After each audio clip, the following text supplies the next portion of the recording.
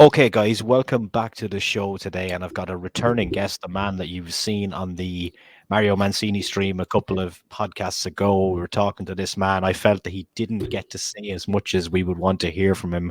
He was very popular. People loved you. Mr. Chris Michaels, former WWE and ECW wrestler. And not too many people use that term these days, wrestler, because that's what you were and that's what you guys were back in the day. Very much so. Today, people are sports entertainers, and I guess that's just, you just like George Carlin would say, you would add vowels to things to kind of like soften the way things sound. So rather than being a wrestler, which back in the day, a lot of people would say, hey, we know that stuff is not 100% legit, but the last match I saw, if I didn't know any better, I could have swear these guys were trying to kill each other. And that's the era that I grew up in. And you didn't have skinny, waif-looking guys that, they don't have a man's body. They don't have anything that resembles anything athletic. And it's kind of hard to, yeah, okay, the guy does all these good flippity-do stuff and this and that, but the guy's got spaghetti arms. And nothing about this guy, or a lot of these guys, like the other podcast I had mentioned, that a lot of these guys, to me, look like the guy that delivered your pizza from Papa John's, Uber Eats, Grubhub, whatever. None of these guys, for what I see, put in the work, because now it's considered sports entertainment, and now it is all inclusive, which we say back in my day. Oh, sorry, my allergies are acting up. But for a business that you had the guy like Dr. D. David Schultz slapping the shit out of John Stossel when he was cocky. And John Stossel, for what you want, he deserved what he got, because he said, I want to ask you the standard question.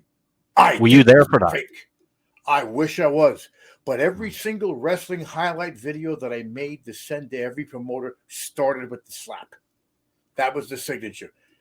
Because,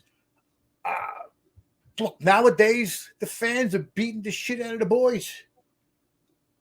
It's like when you see a fan jumping a wrestler and the guy's has no hands, has no skills. It's sad. It's sad. When I see guys wearing sneakers and kick pads, it's heartbreaking, because they're getting out the cheap way. And the way I'll use my analogy. Okay, my analogy is like this: you got to go to an auto mechanic to get your car fixed. He rolls out a big mobile or rolling toolbox with Snap-on tools, or one of these big brand Matco or something like that, and you say, wow, this guy's got a 2-tier rolling cart of nothing but tools. This guy's a professional mechanic. Now we look at the modern day wrestlers.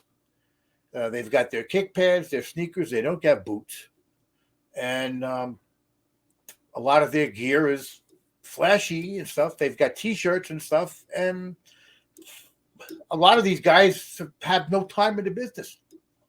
So they're basically putting the cart in front of the horse. They're getting merchandise before these guys have even went from green and bloomed into something better. And I see it all the time.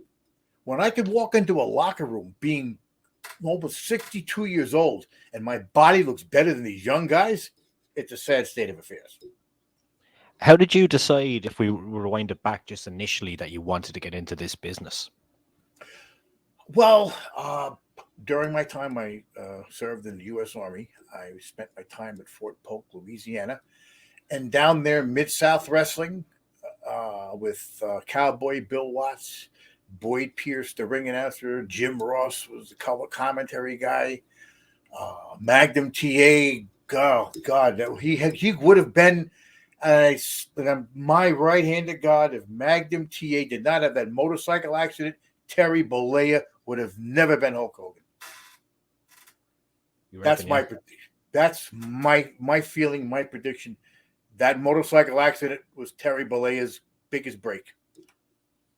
in my opinion. Mhm.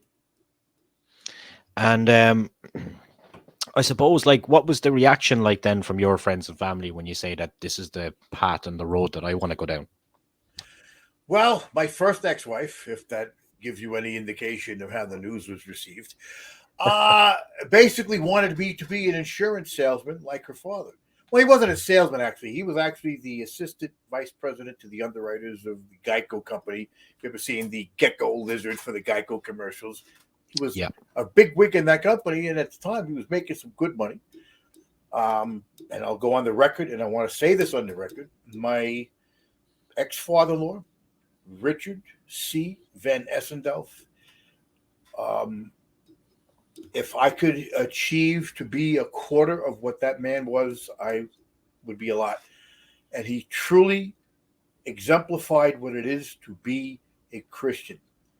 And I'm not saying this to preach religion, but I'm just giving credit to a man who um, was the grandfather of my sons, Chris and Michael, incidentally, who is the reason why I named myself that, just as a little distraction in chasing a squirrel head on. But getting back to um, the wrestling aspect of breaking in, at that time they had changed from Mid South Wrestling to UWF. The first UWF, because the other one was Herb Abrams, which I worked for him. That was later on. But they had a wrestling academy. Because I was in the service, I couldn't go, so I thought my dream and aspirations would slip past. Fast forward, after I'm out of the army, my mother died suddenly from a stroke, and I had to leave, take care of my dad. And as I was working one of the jobs, I was goofing around with one of the girls at the job, just like like making jokes. And she goes, "I'll beat you up." I said, "Oh yeah, I'll body slam you." She goes, "Yeah, well, my dad will body slam me." I said, "Oh yeah, why? Oh, yeah. Why is that?" Because my dad's a wrestler. I'm like, "Really? Tell me more about this." And he also had a wrestling school. Really? That's how that all began. His name was Mark Tendler. God rest his soul. Um, he was assassinated, and that's another story in itself. Uh, but he was the guy. He was married to a wrestler named Kitty Adams. That's going back, and he was the guy who initially that gave me my start in the wrestling school, which Mick Foley, everyone knows, was Cactus Jack or Cactus Jack Manson at the time that he was wrestling. He used to come to the wrestling school and beat the crap out of us to break us in, to see if we really wanted this. And I didn't break in a wrestling ring where a lot of these kids, oh boy, they get in the ring and they bump. No, I learned in a garage with the cement floor had 2x4s and plywood and matting put down just like the good old fashioned collegiate style wrestling. So I had to learn how to bump on that, not having the comfort of a spring reinforced spring shock absorbed wrestling ring. So we had to learn the hard way first, the tough way. Learn how to bump on cement, no padding, all the tough stuff. And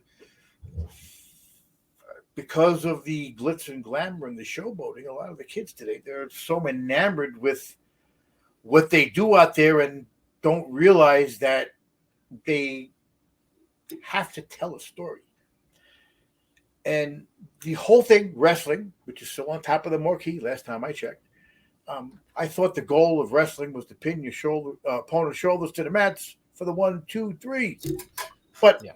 now we're doing cartwheels and do-si-dos, and it's crazy. All of these ridiculous moves. I was actually just watching a WrestleMania because I haven't watched WWE since whatever. I said, you know what? I get the Peacock Network. I got it for free. Let me watch WrestleMania 2022. When I was watching the Randy Orton and whatever else they had that match, had all these tag teams. They were doing the gimmick when they got all these guys standing out there waiting for some shithead to do a dive. Really, I'm getting a phone call. And usually when it's on the landline, it's spam. So I'm going to hang up on him right now.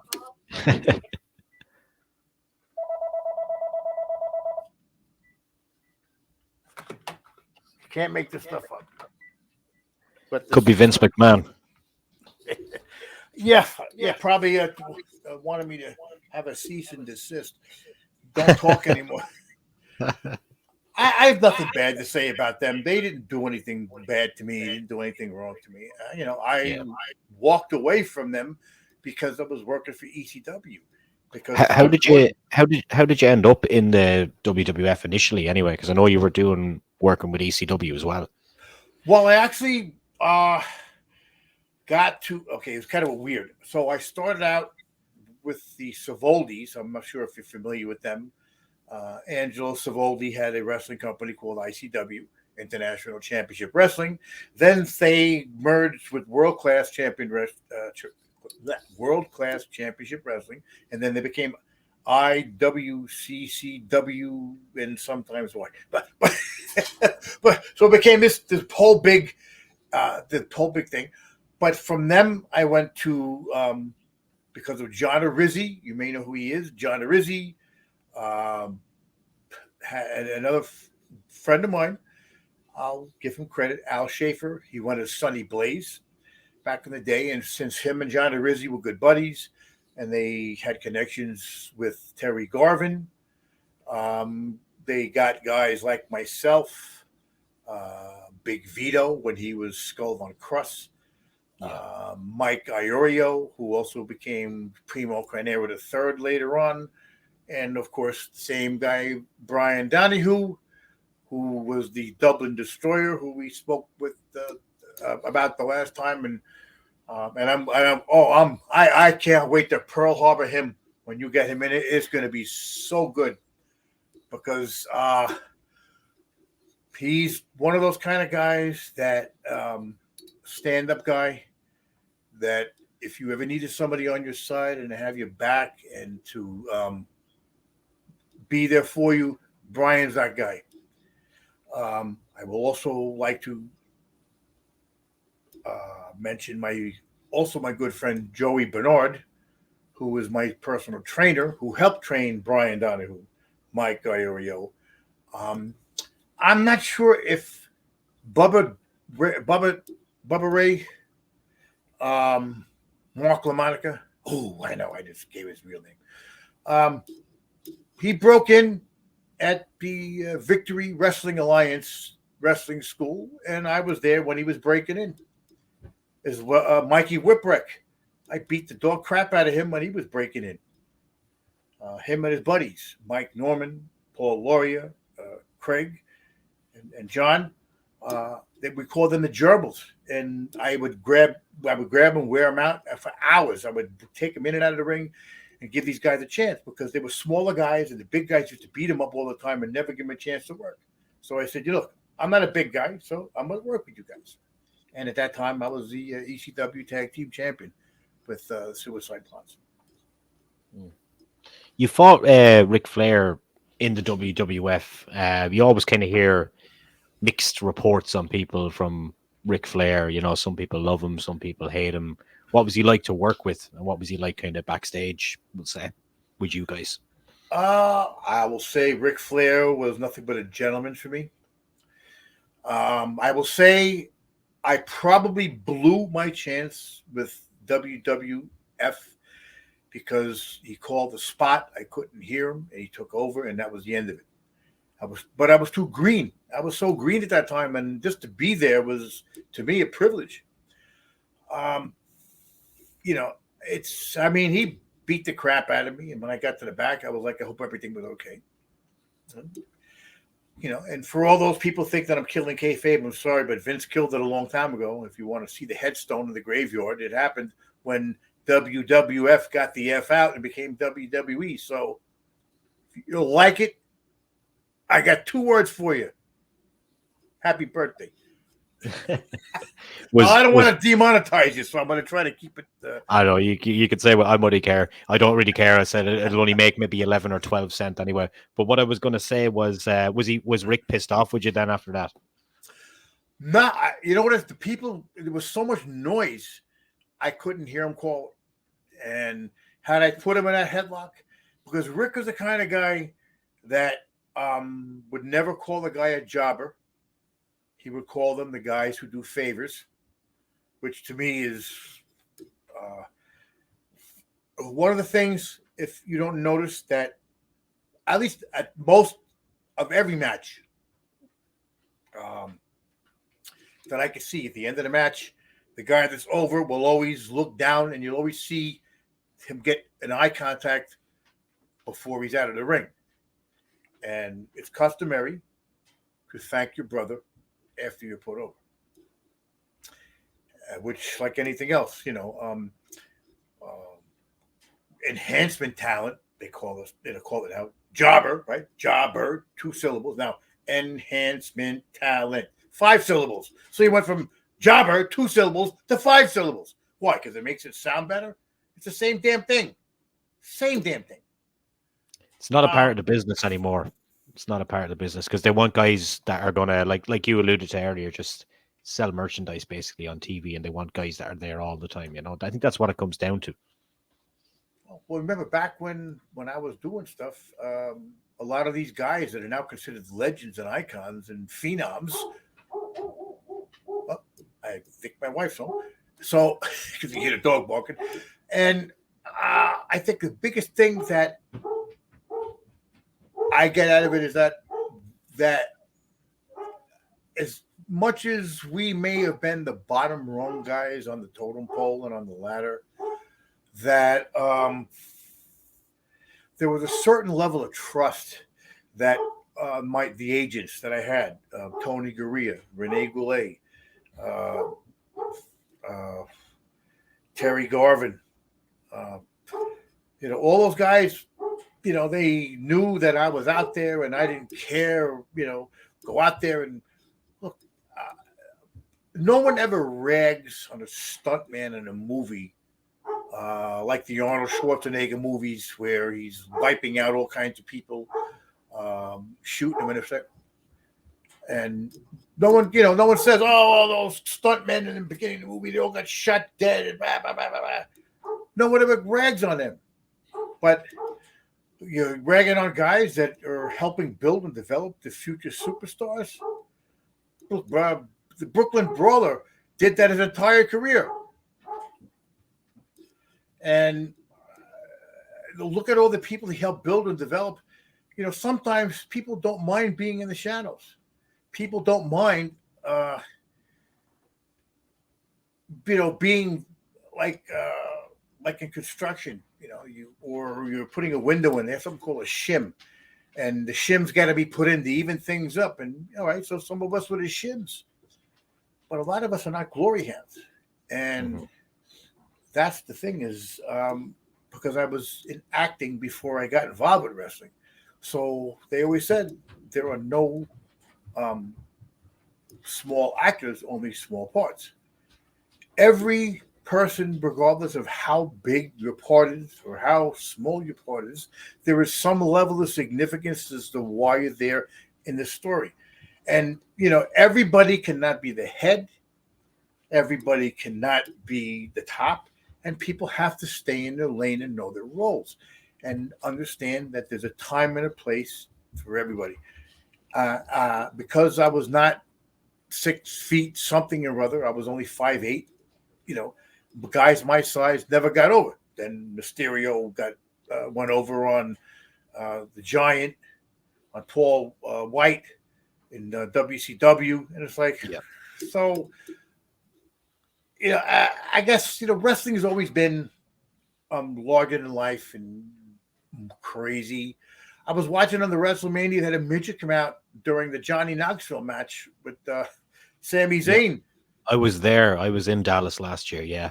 Oh. Now I'll put it to you this way. Okay, I went with 2 guys over to WrestleMania last year that don't watch wrestling, and they love the show. But you can understand why, because of all the entertainment stuff that was thrown in there, nostalgia, Stone Cold coming back, Johnny Knoxville, Logan Paul, all that kind of stuff. So it was a glorified entertainment show over the 2 nights, and plus it should only be 1 night. I think 2 nights is a killer for Mania, but that's just my opinion. But they liked it because they were entertained, but they're not fans of wrestling. Of course. Well, you can tell wrestling target fans, audience.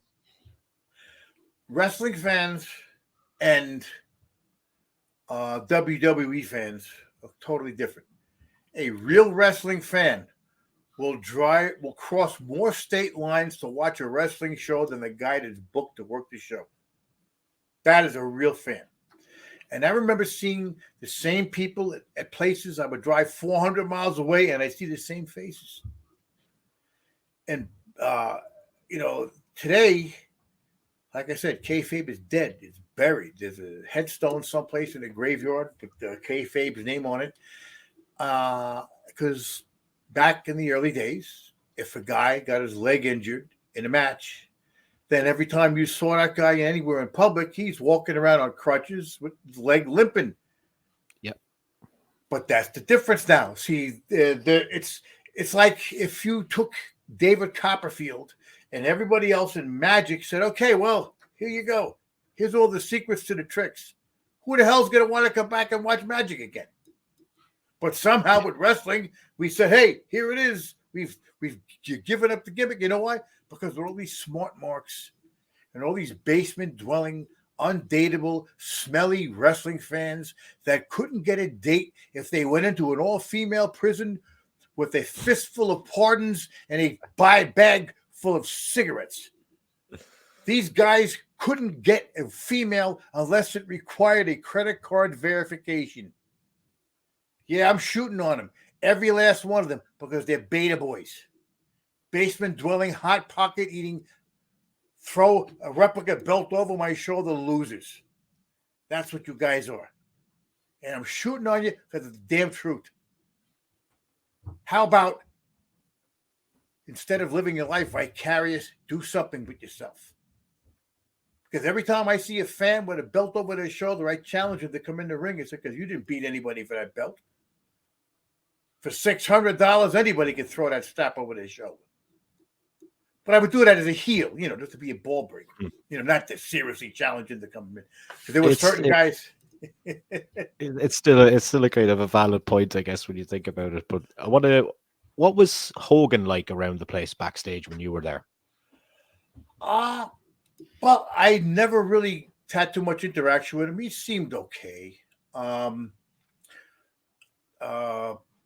He was like goofing around one time, but like during the steroid controversy WWE, the wrestlers all probably could have taken their steroids and their D-ball and testosterone and Anadrol and the Deca, Winstrol, all of their drugs.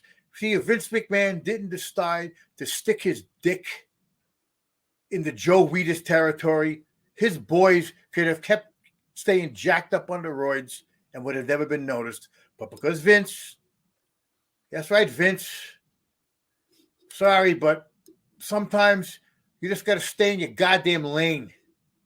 Stay in your fucking lane, Vince. XFL, big failure. Or maybe what you do, you did it to go bankrupt, bankroll. I can imagine your father must be rolling in his grave right now. I can imagine it. And I saw him at that WrestleMania 2022 coming out there. He fucked up. You fucked up, Vince. Remember what your father told you? Don't be a wrestler. Be a promoter. But no. Glory hound Vince. You had to go out there. Fuck up the goddamn finish. You fucked the finish. You fucked the finish. You suck. You suck. How Steve Austin did beat your ass and throw you out of the ring for fucking the finish. Retire and go home. Retire. Go home. Just go home. Stay with your grandkids. Really, trust me. It's over. It's truly over. Just go away. Go away. My next question was going to be on actually the steroids and stuff like that. But you were just before you went into Vince there, you were starting a story about Hulk. Oh, all right. Like I said, he was cool in the back, was joking about Vietnam and Jimmy Hoffa and stuff. But I'll tell you what, he was a joker in the back, and he was not hard to talk to, unlike Ultimate Warrior, who had his own locker room and wouldn't talk to anybody, and just separated himself from the rest of the people. And Look, entertainers, people in this business are mental to start with. Anybody who's an artist is someone who's bipolar, manic depressive, ADD, EF, AEIU, and sometimes Y. They're all of those things. All entertainers have a self-esteem issue because they don't know if they're good enough and if they measure up enough. And that's the situation with entertainers, with wrestlers, musicians. Everybody's nuts. And those that don't have egos are the best to be around. Big Boss Man. Forget what arena I was in. We were in the locker room area. The benches were nailed to the ground or shot in, whichever. And everybody's wrestling bags are on one side, so in a narrow way to walk. So this is before the show. The music is playing, and I'm walking towards Ray Trailer, Big Boss Man, and we're like a few feet apart from each other. We're like, okay, well, I stepped to the left. He stepped to the left. I stepped to the right.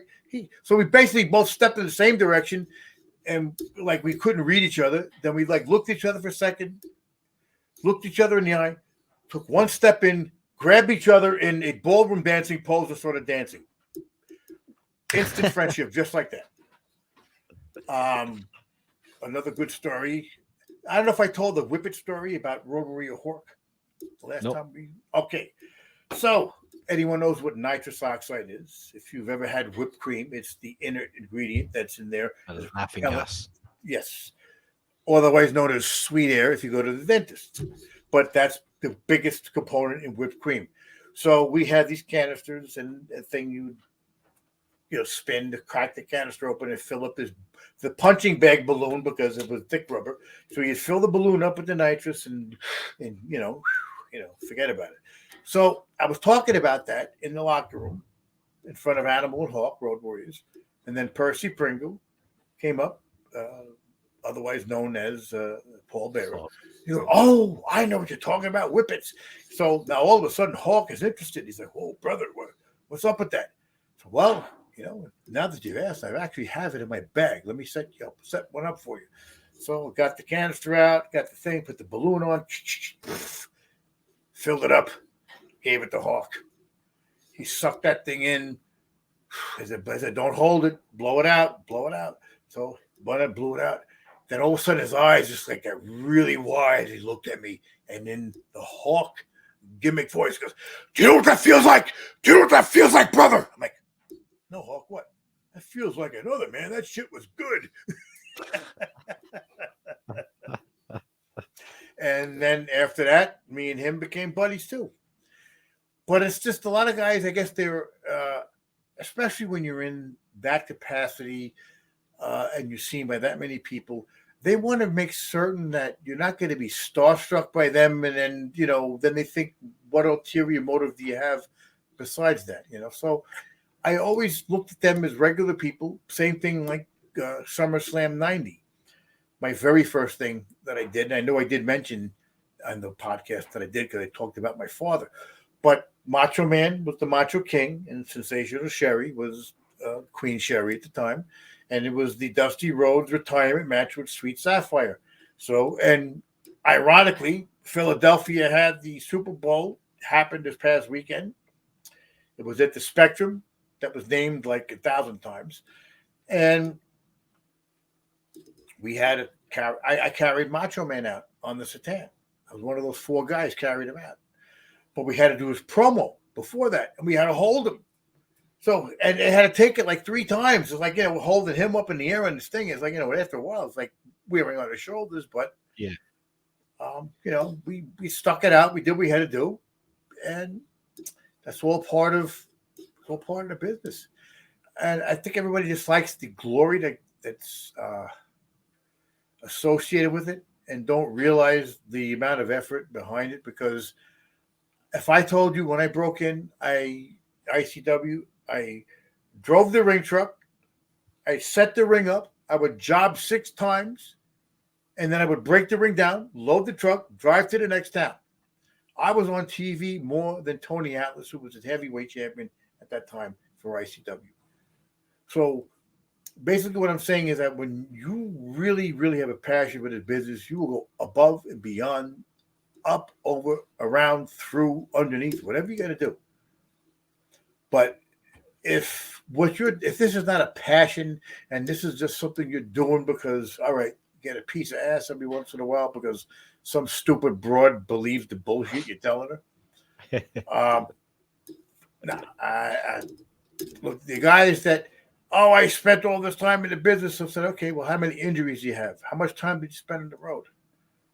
When I see guys saying pro wrestler, I said, okay, is that sustaining your income? Because if it's not, don't say that. I never told people I was a pro wrestler. I said I worked at these places, but I never said I was a pro wrestler because if I am, then I wouldn't have to tell you because you should know who I am already. Mm-hmm. You know, yes, I spent more than 30 years in this business. But I spent more time building people up and sending them on the way than putting myself over. And if that makes me, in some people's minds, a jerk, an idiot, or whatever, well, guess what? I was an Army sergeant. And part of being an Army sergeant, you train to lead, train to succeed. And that's all about me. My thing is, if I could say 5 people became something because of something I did to help them, then my payback is not money. My payback is going to be how many people attend my funeral. For how much I help people. What was the difference between being in a WWF locker room and an ECW locker room? And I know ECW kind of changed a lot over time, even after you were there as well. But what was it like kind of initially being there?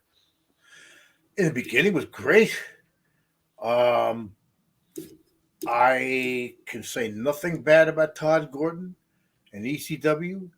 I will also put my friend over, Robert Smith, today because he was the guy that gave me the rub to Todd Gordon, and then I went ahead and sent my highlight video. Which, by the way, guys, if you're a wrestler, don't ever send the highlight video because most promoters will want to watch a video that starts from bell to bell. And if you're going over, don't send that video. Anyone can look good in a highlight package.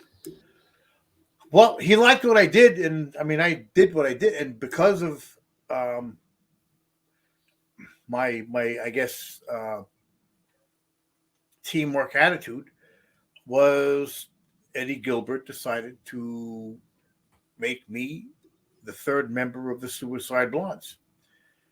I had a 45-minute long conversation with him. He called my house, and I was like my mouth was still hanging out. I couldn't believe he actually called me. And he was like, look, people are going to get upset. People are going to be this. People are going to be that. But you remind me of a young me breaking into business. And I was like, wow, what a compliment that is.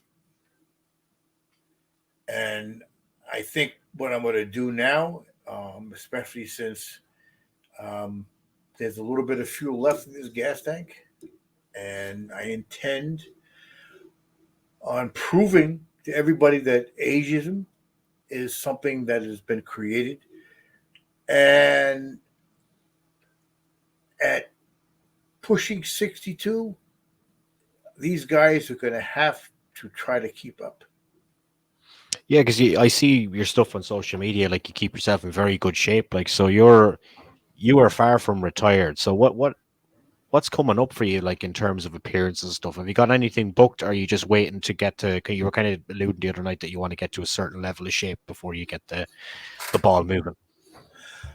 Well, you're right. I want to get myself. Remember, being someone who was always trying to set the example, I want to still be in that form. So I don't want to go there and be the example. So setting the example and being the example, 2 different things. Setting the example is the level you aspire to achieve to. Being the example is the guy you don't want to be. So you got to figure out in this business, if you don't have 15 years of your life to throw away, then I suggest don't get involved. But as good as you think you are, you fucking suck. I hate to break it to you, but you suck. Some of you suck so bad you have to get better just to be the drizzling shits. But that's because you guys, a lot of you guys are money marks. Or I'm selling some tickets. You're a ticket seller. You put asses in the seats, but it's a sad thing. If you've seen some of these locker rooms I've looked at lately, and the guys that are in there, it's like we're doing Make-A-Wish for a cancer patient, and I'm looking at all these guys that will never make it in the business, but they're there for their Make-A-Wish wrestling match, and I will not take it back because that's the goddamn truth. None of these boys, I'll say 98.99 of what you see in wrestling right now would get mugged if they walked in Midtown Manhattan or Bushwick, Brooklyn, or maybe go to Soundview in the Bronx. But I guarantee they'd either be a crime victim or a chalk outline. They're not tough, but just not tough. And where are you planning on wrestling?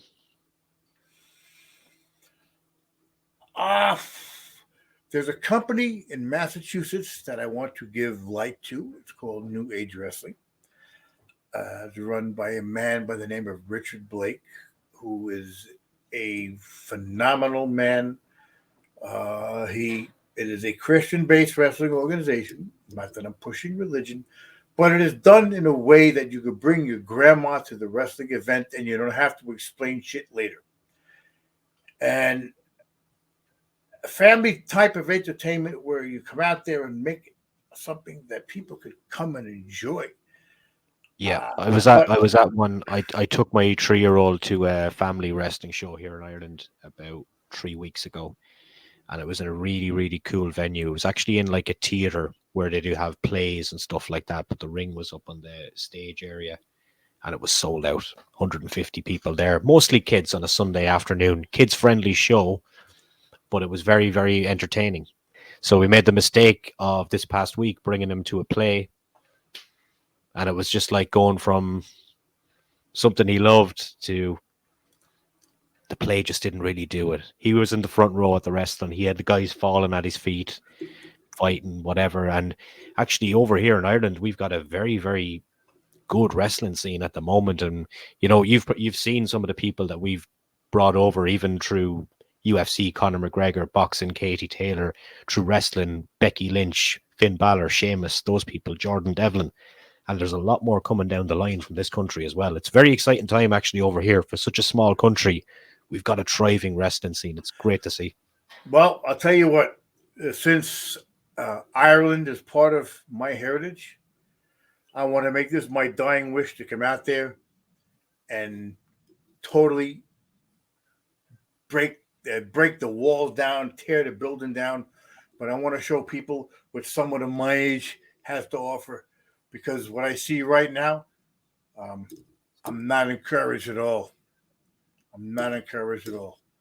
Just the fact Does that motivate you? Does that motivate you more to do this? Yeah. Well, I've privately I've showed you pictures of my downstairs gym that I just moved from my outside garage inside my house. I've set it up where it's time. It's called Use It or Lose It. So if you don't go out there and push the weights, just like Arnold Schwarzenegger said, if you can't give yourself 45 minutes a day to dedicate to take care of yourself,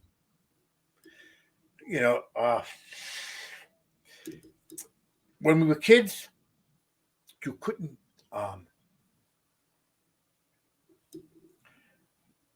you had to drag us. Say you couldn't. You had to actually drag us in the house because we wanted to play. We wanted to live. And one of the things I would say that, and not to stray away from wrestling, not trying to be morally better than anybody else, but I will say it's not the days that you have in your life, it's the life that you have in your days. So for everybody that's depressed, guess what? Life sucks. Everybody's got something to deal with, but If you make closed comments, I won't, I can't, I this, well, then you've already sealed your fate. But you got to ask the right questions. What can I do to get to this? What can I do to get to that? Whatever it is with wrestling, what can I do to get to this level? Well, that means I got to do a couple extra sets of squats, get some strong legs, because back in my day, being a guy 225 pounds, I was able to jack 300 and 400 pound guys up and body slam them. And a lot of times they didn't give me a boost. I did it on my own. The wrestling kids today want to be flashy, but they don't want to be intimidating and scary. And that was what my problem is. There's a few that do, but not all. Mhm. And of course, I will link your social media pages underneath this video, just so people can keep an eye on what's going on. And look, it was a pleasure to catch up with you today. I think we might have to catch up again, even. So I enjoy talking to you. You tell great stories. If we keep this up, I'll make a special background just to celebrate us having our time together. Yeah. I've got a special day coming up in a few weeks. In about a month's time, we might do a show that night if you're not busy. I won't announce anything right now as I'm recording this, but we'll keep in touch and we might plan something. Well, like I said, give me an advance notice and I'll make this a priority. But we still got to Pearl Harbor, Brian.